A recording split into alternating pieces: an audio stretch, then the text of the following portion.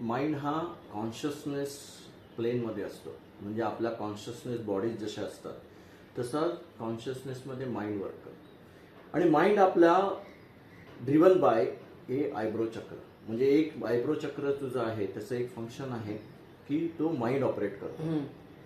आता माइंड आणि ब्रेन लक्षात ठेव, ब्रेन दोन असतात. ब्रेन हे माइंड नाही.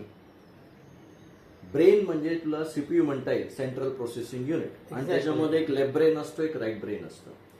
आणि दोन्ही ब्रेन जे असतात की नाही, फॉर एक्झाम्पल तुझा जो लेफ्ट ब्रेन म्हणतो तो लेफ्ट ब्रेन कुठल्या चांगल्या गोष्टी प्रोसेस करतो, पास्ट टू प्रेझेंट. म्हणजे लाईक अ डेटाबेस. म्हणजे लेफ्ट ब्रेन आपल्याला म्हणता येईल की तो काय करतो की इव्हन फ्युचर पण बघायचं असेल तर तो पास्टच्या डेटाबेसच्या याने तो प्रोजेक्ट करतो.